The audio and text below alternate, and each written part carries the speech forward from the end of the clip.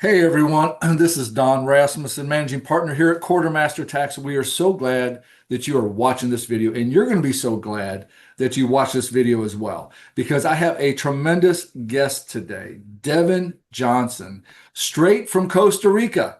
I met Devon not too long ago, actually a few months ago, out in Mhm. California. I was invited by a very successful chiropractor or a group of chiropractors to come out and speak about keeping more of what you make through tax planning. And that's where I had the privilege and honor of meeting Devon. And I was blown away by some great opportunities that those DCs and doctors were taking advantage of. And I felt it would be imperative that you would have the chance of hearing about this as well, because you didn't get a chance to come out there to California. And so, Devon, it is a pleasure having you today. Thanks so much for joining us straight from beautiful Costa Rica. Oh, thank you so much for having me. I'm excited for our conversation today and to, share about some of those Yeah. interesting And I'm deals. actually intrigued by this whole heart thing that you did, and all of a sudden we have hearts flashing all over. How did you do that? It's dude, that's AI. That is the power of AI. If you do the Wow. heart hands, it'll and a thumbs up. So, Big Brother's watching or Well, I won't get off on a rabbit trail, but I just read an article to some of my staff today about they looked at all the AIs, the Claudes, the Chat GPTs and such, and they actually did a demo of how it would blackmail you if they mm, used an executive, a pretend executive, and said, we're considering on deleting you, and like 95% of the AIs tried to blackmail them. So, wow. yeah. It's incredible. It's Terminator for sure. But all righty. So I'm going to turn it over to you and kind of let everyone hear a little bit about Devon and what's been your journey and how you got here, and then I'll let you kind of start talking about some different options. Yeah, that sounds great. I'll start with a little bit of my background before I pull up slides. I've been working with investors for a couple of decades now. You're This not is that where old. I am. I am. I'm 41. I know I don't look it, but I've been working with investors for, quite a while now, and it didn't start that way. I started off like I had a retail business for a number of years that I did really, really well with. I had an exit and then I got into real estate. Um, I started off like, building that business, knocking on doors to build up a client base. And then I realized pretty quickly that I wanted to work with investors in that space. So I'd have repeat clients. Built a property management company, had my own brokerage. I got super, super burned out. And after that, I was trying to get away from real estate because I was so burned out from the industry. And I moved across the country and got hired by a business consultancy. Come to find out, the founders of that company had just started a fund in a real estate portfolio. And the reason they hired me was because of my real estate resume. So I was like, oh, okay, I guess I'm still in real estate. So I worked for that fund for a few years and I helped them build out a ton of investor education, investor relations, and managed a community of like 4,000 investors while I was at that firm. I got super burned out again. I was basically wearing golden handcuffs, you know. I had a great job that paid me a lot of money, but I hated my life.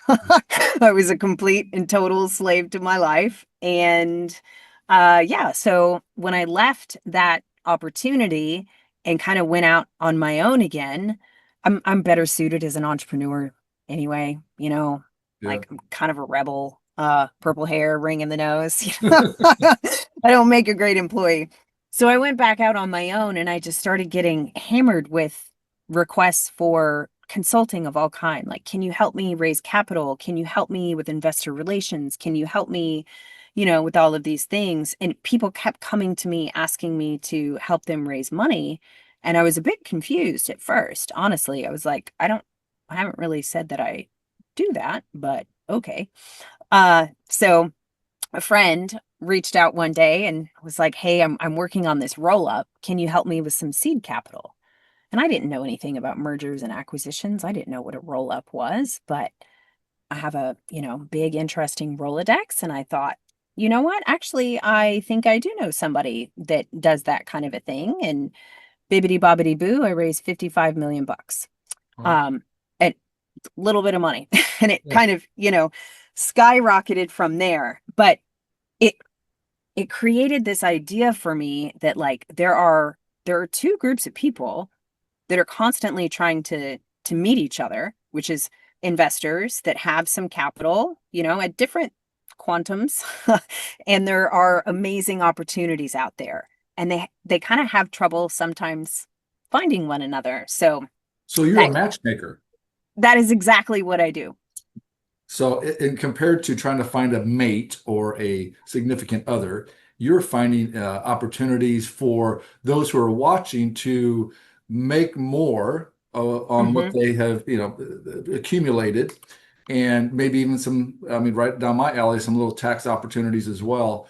And I just want to make sure everyone listens to the end because we're going to offer something that actually they didn't offer out there in California, but to all the quartermaster folks here is a significant opportunity to participate in this. So I'm sorry, Devin, I didn't mean to interrupt you.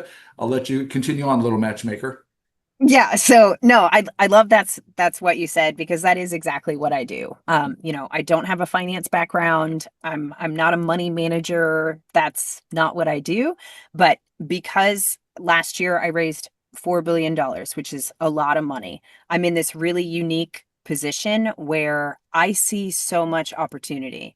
I see our team filters through hundreds of deals every single month.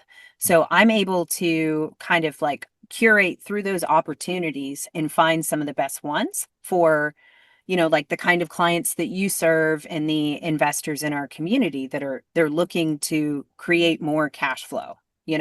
Step number one to make more money is to keep more of what you earn. And Yep. then step two is like, what are you going to do with it? Where are you going to put it? And that's the part where I come in. So I'll start to share my screen now because I do think it gets much more tangible. Can you see this? I can. And along that line, when we save, I was just talking to a client out in California, an attorney, and we were projecting we're going to save probably about $1.3 million in taxes this year, net. Oof. And what do you do with that extra $1.3 million that you're not giving Uncle Sam? Or maybe it's 130,000, whatever that figure is. This is a great way to take what you were going to give to Uncle Sam and Hmm. create some wealth and some cash flow and all kinds of things out of it. It's pretty cool. So, Yeah, and we will I mean I told you guys who I am, so we can skip through these pretty quickly. And my background was in real estate. I've worn the golden handcuffs myself. And where this was an accurate depiction of my life while I was working at that fund. I made great money, but again, I did not enjoy my life. And this is, an accurate description of what it looks like now. My semi-nomad lifestyle may not be appealing to everybody, but I think the part that most people can resonate with is having the freedom and the agency to do the things that I want to do because my income is not 100% active, right? Like I have passive income that essentially covers my burn. So if tomorrow I wanted to say take this job, even though it's my business, I could. So when people start looking at these kinds of alternative investments, more often than not, like when investors approach me, when the gentleman who connected us, when I first talked to him on the phone, he came at me with a bunch of questions of like, should I invest in this or that? Should I invest in Airbnbs or should I invest in oil and gas or should I invest in mostly thinking about asset classes, right? Like typically a lot of investors are like, should I do hedge funds or should I do, and those are the wrong questions. Um, I'll get into a little bit more what the right questions are, but first I kind of like to give everybody big picture, like what are we talking about with alternative investments? This is how I categorize them. Somebody else might argue with me. I didn't write a textbook. So these these are my categories of alternative investments. Starting at the top, real estate, I think most people are pretty familiar with. And each asset class has its own benefits and downsides to consider. There's no like right or wrong. There's no best thing to invest into. Um, Sometimes there's seasonality in what becomes popular. 4 or 5 years ago, everybody was buying Airbnbs. And now the market in a lot of places is honestly pretty saturated, and it may not actually be a great investment in terms of cash flow anymore. So, real estate, most people are pretty familiar with. Private credit is a huge growing opportunity for people that are really interested in like very predictable fixed returns. Private credit is an amazing opportunity. Hedge funds, I think most people know what they are. Private equity, roll-ups, M&A, lots of opportunity. Esoteric alternatives are things that are a little bit more interesting, maybe like bourbon barrels, art, yachts, planes, those types of things. And then, some tech enabled and like done for you type opportunities. I'll share some examples of what those look like. On the So, esoteric one, I was going to ask you. So this attorney that I was speaking of, actually, I believe she probably was a candidate because last year she had this huge litigation settle, and all of a mm, sudden, last part of December, she had this huge amount of money. And one of the things they offered her, or she was able to find, was to do this litigation financing, meaning that instead of her taking all that income and recognizing it in one year, she's spreading it out over like an annuity over the next, I think, 20 years. yes. Yeah. Litigation finance is pretty it's really interesting. I had no idea it was a thing until maybe like a year ago, and an opportunity came to me, and it made a ton of sense for, like people that are in the position that they're pretty confident they're going to win whatever lawsuit they're about to engage in, but not having to front the legal fees. It's pretty interesting that it's really emerged as an asset class. That might also tell you something about the, Sioux heavy culture that we have in America, but that's that's another tangent. So, It's so vibrant, it created its own asset class, is what you're saying. yes, 100%. Holy moly. Yeah. So, when people are thinking, okay, I've got this extra $1 million that I didn't have to give to Uncle Sam, what should I do with it? Rather than going down the rabbit hole of should I invest in real estate, oil and gas, this, that, or the other, the most important question is actually, what do I want this $1 million to do for me? What do I want this investment to do for me? Uh, is it cash flow? Is it long-term equity? Is it a legacy play? I'm thinking about my grandchildren here. Is it impact? Like I really care. I want to make a return, but I also really care about what the money is going into, you know? So I have a framework that I like to walk people through to help consider actually what investments are best for them. I don't give advice. This is kind of like you have to decide along with your family and your advisors, like what makes the most sense for you. More often than not, I think when people start with cash flow, it gives them that agency in their life to break the golden handcuffs if they feel that way. Um, it, What's the minimum investment? I know you mentioned our example of 1 million, but what's the minimum investment for someone who's interested in the Capital Club? oh, some of our deals start at like 25K. It Oh, varies from, yeah, it varies from opportunity to opportunity. And oftentimes I'm able to negotiate preferred terms, like here's an example. There was a private credit fund, fixed return, 13% annual. Their normal minimum is 1 million. And I got a special exception so that Capital Club members could start with 50K. oh, wow. And that's just like the power of relationship, right?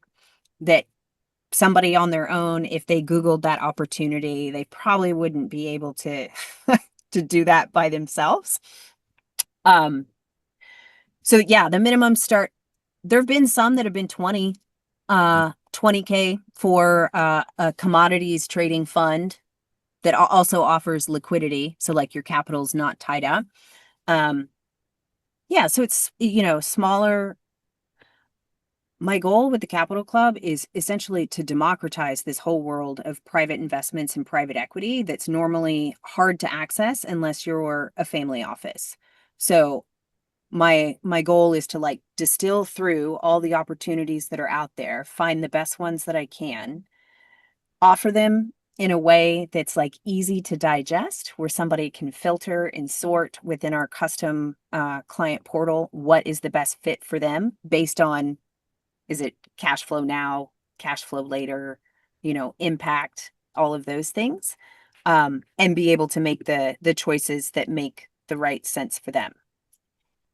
People often ask too, like, how do I know what's a good deal? The first question is this a vehicle that can do for me what I want it to do? Cash flow, tax benefits, et cetera, et cetera. And then the second phase is kind of like, how do I actually know this is a good opportunity?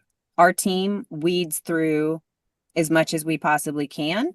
And being in an environment with a bunch of other investors, hearing the questions that they ask is one of the best ways also to educate yourself about, how do I know what is and isn't a great opportunity? These are, here's a framework of some of the general questions, like who's doing it? Have they done it before? Do they have skin in the game? Do they win when I win? Or do they, are they taking gross management fees and things like that? So we can get pretty specific and tangible now, because I think this is what you wanted, right? Was to Yep. talk about some of the very specific deals. Okay. So the ATMs have been a huge hit within our community. We have had a lot of our members within the Capital Club invest into these. Now, if somebody's familiar, there are a lot of people on the internet talking about, go buy small, boring businesses, buy vending machines. If you do that the traditional way, you're also buying another job, right? Like you are buying another job. That is not the soapbox that I stand on. I am very much on the, how can we make this absolutely as passive as possible, so that once I've done my due diligence and I've decided that I'm going to invest in this, that's the end of really my contribution. So one of the opportunities that's been super popular with our group are these passive ATM portfolios. And it kind of falls in the esoteric, or even more like a done for you business opportunity type.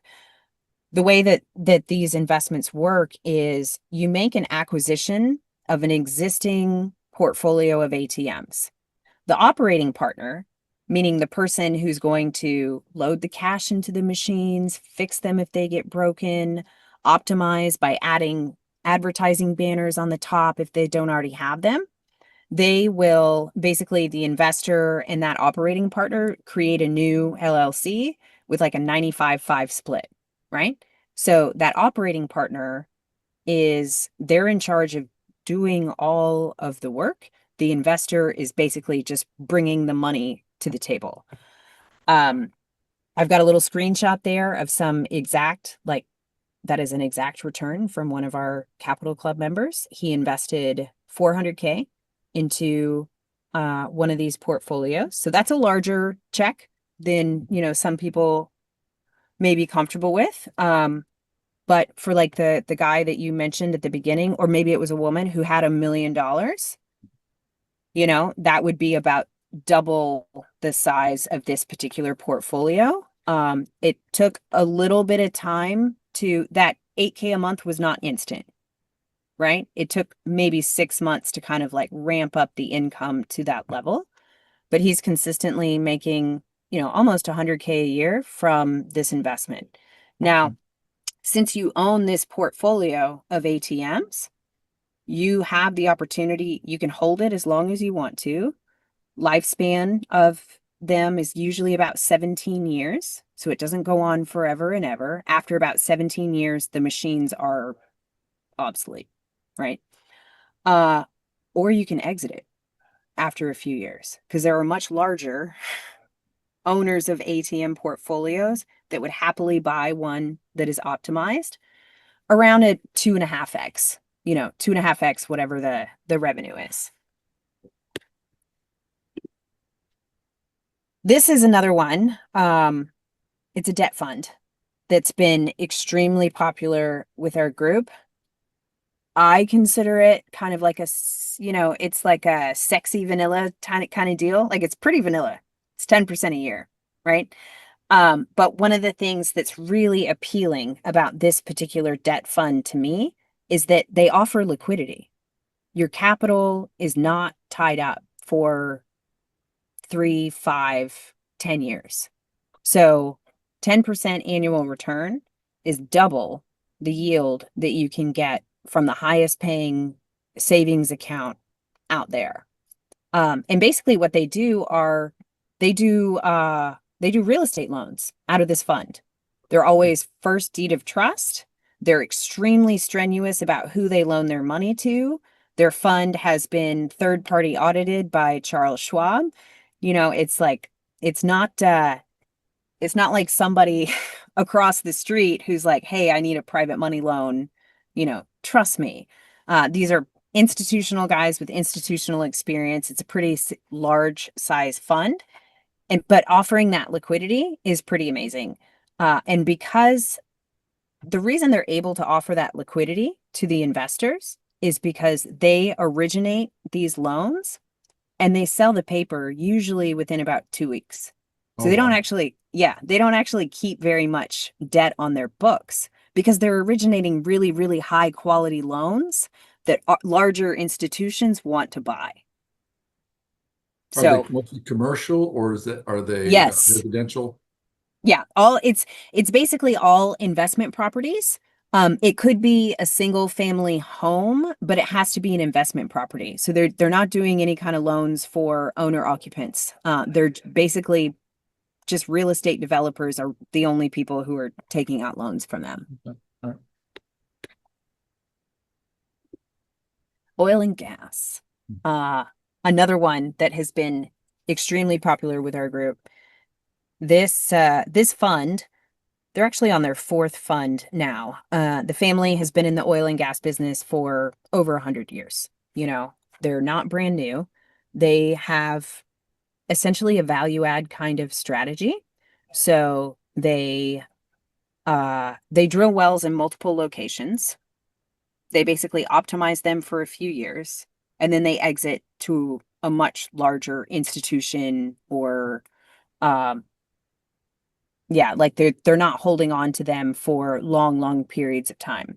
A lot of traditional oil and gas investments that you see are that you're kind of betting on maybe one well and like a 20 or 30-year play, right? Which I feel like, this is my opinion, take it take it for what you will. I feel like a bet on one location, one well for a long period of time is considerably riskier than, say, 7 locations in 4 different states, basically getting those wells optimized and then exiting. So it means for the investor, they're getting multiple benefits from this investment. One of the biggest ones is it's 100% tax deductible for AGI.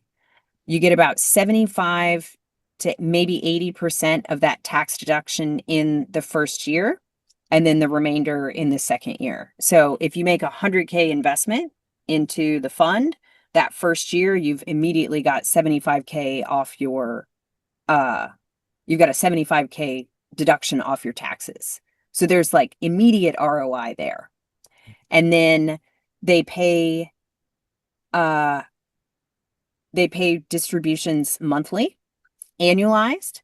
It looks like 8 to 12%. It's not consistent. Because if you know anything about oil, the price is going up and down all the time. Look at, just like everything that's going on right now. The price is up and down all the time. So there are some months where that might look like 30% annualized, and there are other months where it might look like 3% annualized. So if an investor is considering an opportunity like this, something they need to keep in mind is that the cash flow, like the distributions, are going to be variable. They're not going to be consistent. If you're in a position in life, or just what makes you feel comfy and cozy is, I want to know very predictably what I'm going to get every month, every quarter, then this may not be for you. That debt fund that's 10% like clockwork might be a better fit for you than something like this that's a bit more variable. And then there's also an exit multiple. When they sell off and divest, the investors get to participate in that upside. So they're getting the tax benefit right away, distributions for 3, 5, 7 years, whatever the life cycle of the investment is, and then an exit multiple on the end. We And shared a oh, sorry. Go Liquidity ahead. on this here, there's no liquidity. You have to wait till they exit, correct? Yep. Okay. Yep. And that's the way it works. And some Yeah. people, depending on how much capital they have to invest or what they're comfortable with, if you need access, if all you had was like, okay, I'm gonna invest 200K in something, but I want access to that money, this is not the deal for you.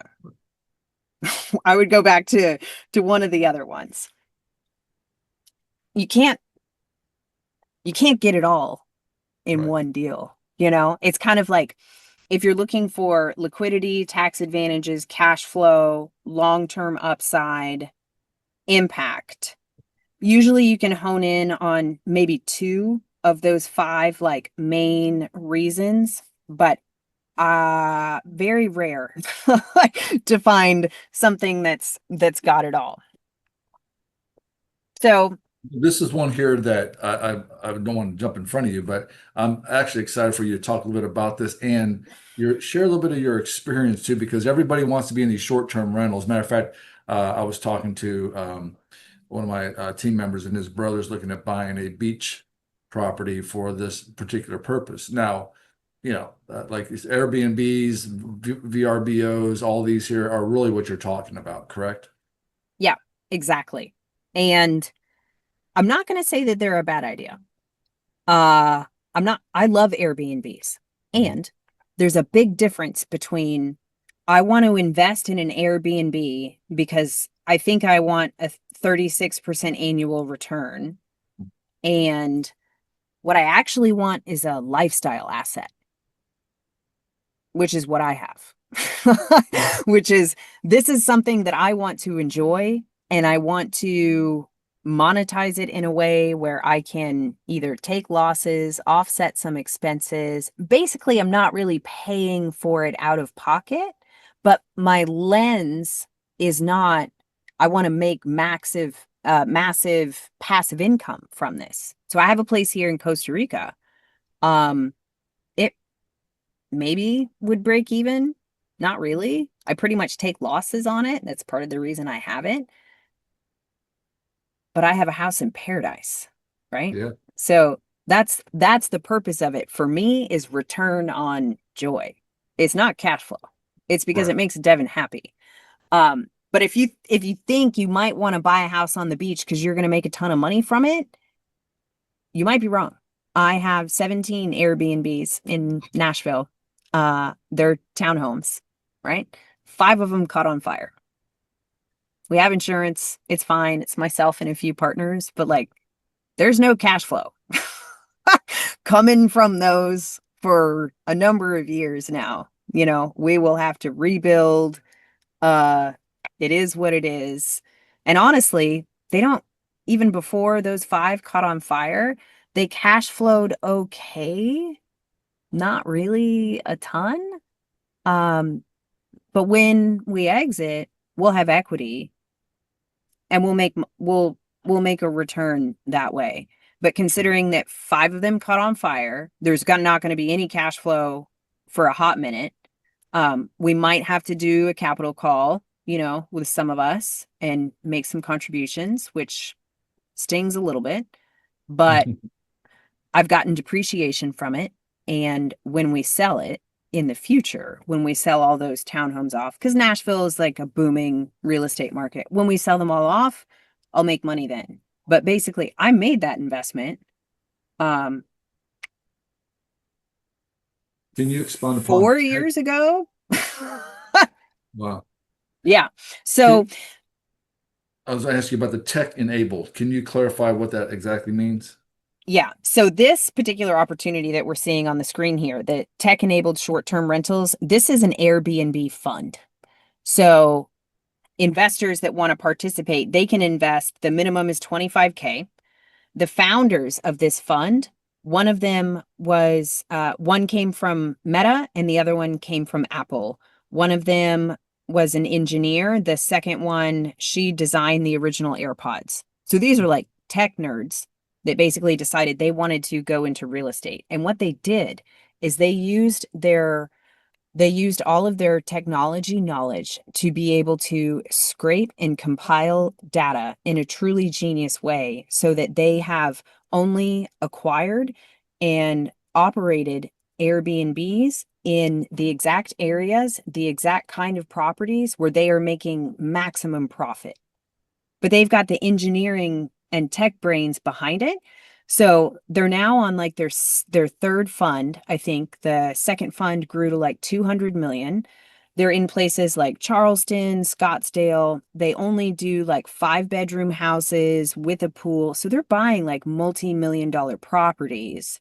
They're professionally designed. Everything is beautiful. These are the kind of houses that you would rent for like a bachelorette party or two families going on vacation together. And they've been able to use technology to pinpoint exactly what amenities get booked the most in the right areas. And they have their own management company in the cities where they have concentration. Now, if I go buy a house at the beach by myself, can I compete with that? Mm, no. No, I cannot. So with this fund, the minimum investment is 25K. Their projected return is 17%. Historically, what they've returned is 36% to the investors in the fund, which I really appreciate when people, they underpromise and over deliver. That shows that they, genuinely care about their investors. So if you were debating between, do I want to buy an Airbnb that may or may not cash flow, and a lot of that is actually dependent on me picking the right property and doing the right marketing and hiring the right property manager and doing all of that myself. Like that's what the success is really dependent on. It's on you. Or do I want to write a check to somebody who really already knows what they're doing, has it dialed in? I can make a 36% annual return and nobody's texting me what's the Wi-Fi code 12 times a day. Exactly. Or you don't have to worry about it burning down, like Burning down. Yeah, any cash of flow. that. Any of that. Um, This one's exciting too. I like this one. this one is exciting. Tech startup. So startups can be risky. You're definitely betting on the jockey, not the horse. So my philosophy inside the Capital Club also is we do share some startups, but we're not looking at anything that's napkin stage, just like flinging spaghetti at the wall, you know, like that's crazy. But this deal is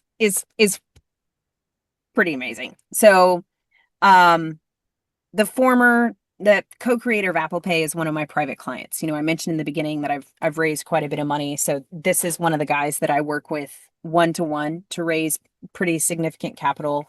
And we did a round last year, basically like a seed round, even though they already had portfolio companies, and I got to take that opportunity to the Capital Club. Nobody The only other people on the planet who got access to this company, this opportunity, were like institutional. So, what the Capital Club investors got was 12% annual coupon, so basically 12% annual interest, 10-year return is projected at a 12x, and their EBITDA is actually now projected to be 300 million by year 5. It's increased quite a bit. Just the companies that they already own are exploding massively. So the investors that got in on this opportunity, they don't know it yet. It hasn't been announced to them yet, but they are going to be given an option. If they want, they'll be able to take a 5x after just a year. Or Wow. if they want to stay in and ride it for the long term, they can. It's completely up to them. The opportunity is very cool. But also, I think what's really important is it's like the relationships are what make a lot of this possible, which are really hard. It's really hard for kind of like, if you're not constantly networking like I am, living on a plane like I am, sorting through 20 deals in your inbox every single day, like it's hard to replicate the kind of opportunity that I'm able to see. And that's something that a lot of those, like the physicians and the high income earners, they ask me, like, where do you even find good deals? And it's like, well, Bob, uh, who's a dentist in Ohio, they're not going to come to you the way that they might to somebody like me. Right. You know, they're coming at me anyway. So it gives me a little bit of an unfair advantage to like sort through some of the best opportunities out there. But yeah, this one was an absolute home run. And we had another one that was kind of similar for Capital Club members. Some other private clients of mine they're former Goldman Sachs. They now have their own, they're real estate investors that they used to work at Goldman Sachs, the investment bank. They managed around 15 billion under Goldman. They have their own shop now. And the way they have a really unique business plan, the way that they acquire their land without giving away too much of the secret sauce, basically by the time they close on the land that they're going to build on, they've already tripled the value because they did the same thing when they were at Goldman, and it was so profitable that Goldman it was only for Goldman balance sheet, meaning they didn't let outside investors invest on those deals because they were so profitable.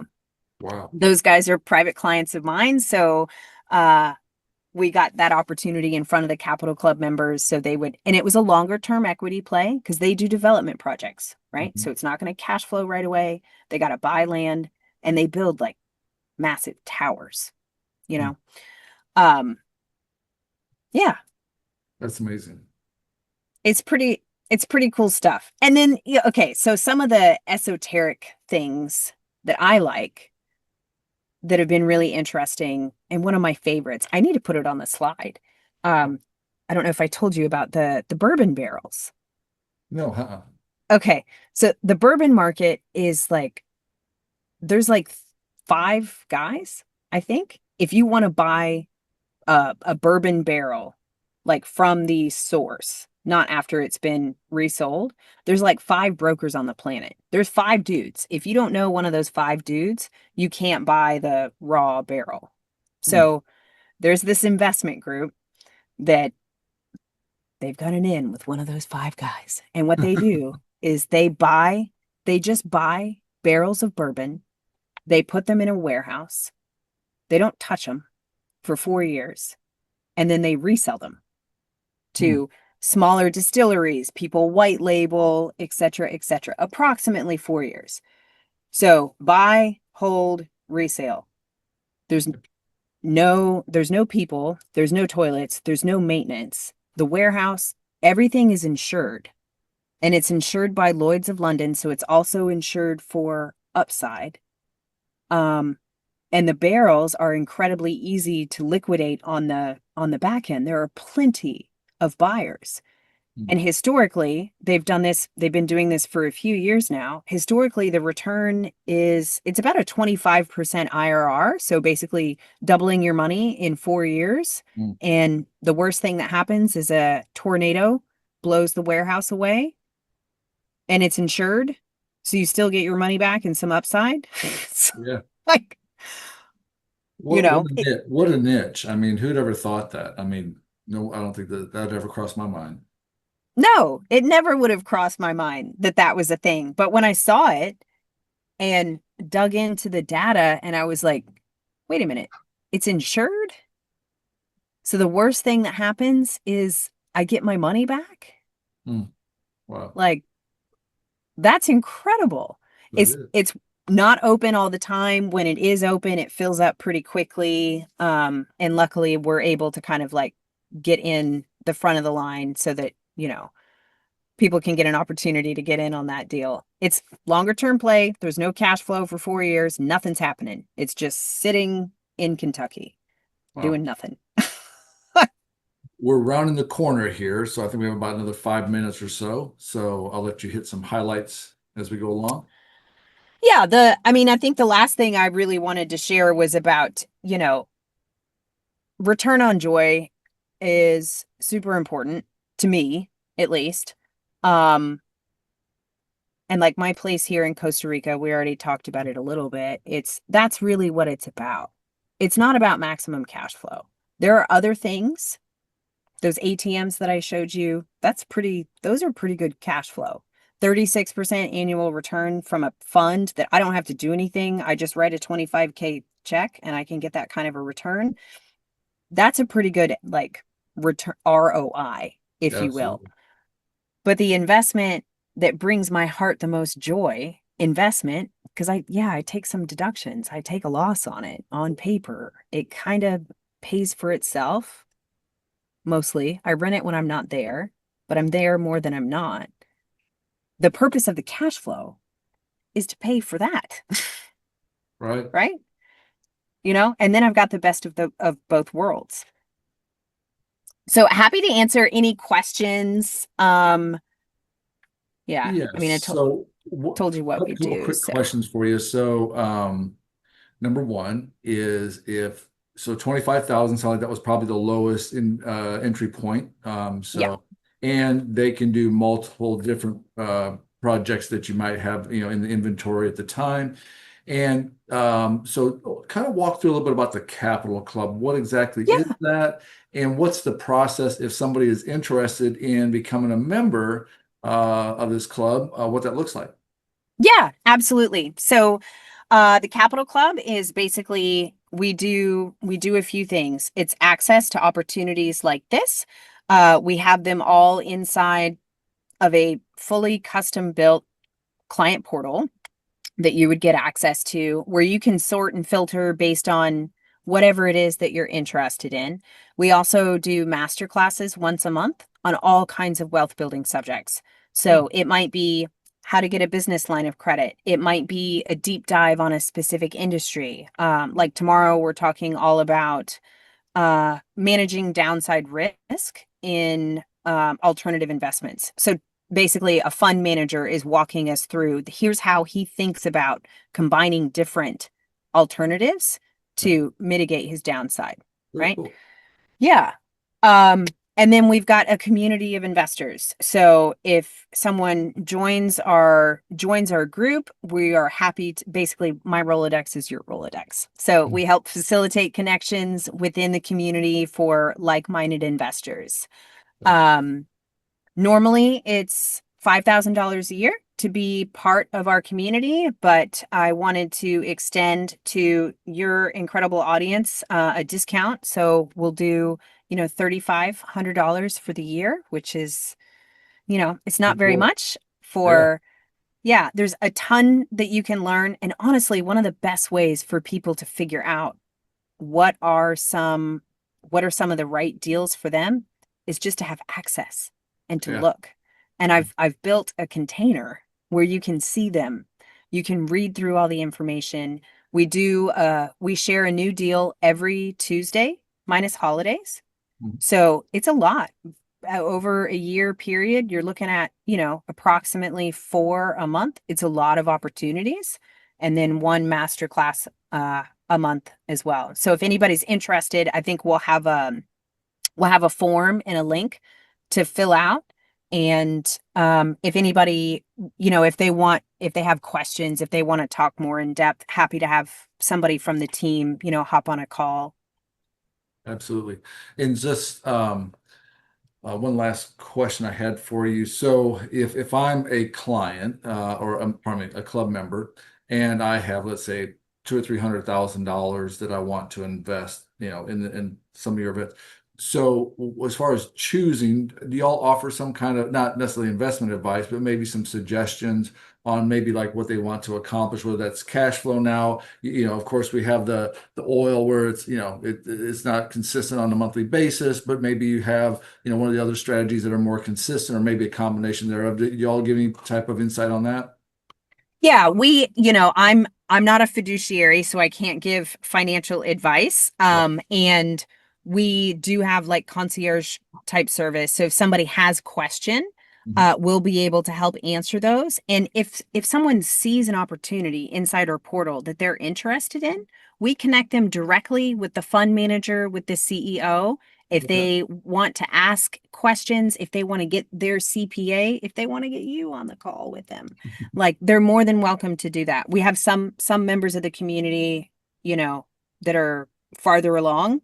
Sure. They have a team and they'll have their team look at all of this stuff. But absolutely, when someone lets us know, I'm interested in cash flow, we can help guide them to these are some of the opportunities that you might want to check out. And honestly, they can also just like sort within the I invested a lot of time and money building this technology Right. so that people could find the best fit. Because the matchmaker, think about like, this is my internal dating app. If I, if So you, you can, y- what they say, you can swipe right or swipe I, left. exactly, exactly. Yeah. And then also if members in the community, if there's a type of deal that they're interested in, or more often than not, we get requests for master classes. Like, hey, Okay. Devon, I really would love to learn about XYZ. We'll curate Very cool. we'll curate the opportunity for them. Well, Devin, it has been, again, like I said at the get-go, this has been a true honor to have you on our, we do this on a quarterly basis. We call it a highlight, and I'm glad we were able to get to highlight what you're doing there and making this available to our clients. And I'm sure there'll be many clients who will be interested in having conversations, at least start that, and do their due diligence and see if it makes sense. Because, like you said, you're not a fiduciary, and ultimately they have to make their decisions based upon the education, the information you would provide them, which is, I'm sure, pretty thorough from that standpoint, and their counselors, advisors, and such. So thank you Yeah. very much so much. Any last There's comments you want to make? just like there's no investment that is without risk. That does not Correct. that does not exist, Yes. right? You know? There's some type of risk always. All right. I took a risk when I got out of bed today. That's right. Yeah. Even in Costa Rica. A hundred Well, percent. thank you so much. I again appreciate you jumping on here. So I hope you have a wonderful day there in Costa Rica, and we'll talk to you soon. Okay. Thanks so much, Don.